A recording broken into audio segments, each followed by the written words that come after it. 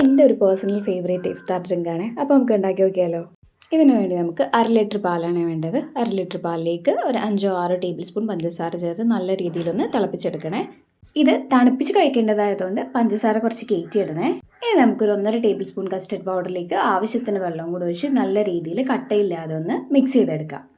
കട്ടയില്ലാതെ mix ചെയ്ത് വെച്ച custard powder തിളച്ച് വരുന്ന പാലിലേക്ക് ഒഴിച്ച് നമുക്ക് നല്ല രീതിയിലൊന്ന് കുറുക്കിയെടുക്കാം. കുറുക്കി വെച്ച കസ്റ്റർഡ് ഫ്രിഡ്ജിൽ വെച്ച് തണുപ്പിച്ചെടുക്കണേ. ഇനി നമുക്ക് ഒരു ചെറിയ കഷ്ണം ക്യാരറ്റ് നല്ല രീതിയിലൊന്ന് ഗ്രേറ്റ് ചെയ്തെടുക്കാം. ഇതുപോലെ ചെറിയ ചെറിയ പീസാക്കി ഗ്രേറ്റ് ചെയ്തെടുക്കണം. ഇനി നമുക്ക് ഒരു ആപ്പിളാണ് വേണ്ടത്. ഒരു ആപ്പിൾ ഫുള്ളായിട്ട് നമുക്ക് ഇതുപോലെ ഒന്ന് ഗ്രേറ്റ് ചെയ്തെടുക്കാം. നിങ്ങൾക്ക് വേണമെങ്കിൽ പഴവും കൂടെ ആഡ് ചെയ്യാം. എനിക്ക് പക്ഷേ ആപ്പിളും ക്യാരറ്റും മാത്രമേ ഇഷ്ടമുള്ളൂ, അതുകൊണ്ടാണ് ഞാൻ അതിടുന്നത്.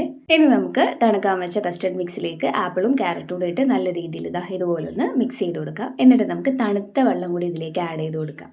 നമ്മളിതൊരു ജ്യൂസിൻ്റെ കൺസിസ്റ്റൻസിയിലാണ് കേട്ടോ കുടിക്കുന്നത്. ഇനി ഇതിലേക്ക് ഒരു ടേബിൾ സ്പൂണോളം കുതിർത്ത് വെച്ച കസകസ് കൂടി ഇട്ട് നല്ല രീതിയിലൊന്ന് മിക്സ് ചെയ്താൽ നമ്മുടെ റിഫ്രഷിംഗ് ആയിട്ടുള്ള ഇഫ്താർ സ്പെഷ്യൽ ഡ്രിങ്ക് റെഡി ആയിട്ടുണ്ട്. എല്ലാവരും ഇത് വീട്ടിലൊന്ന് ട്രൈ ചെയ്ത് നോക്കണേ.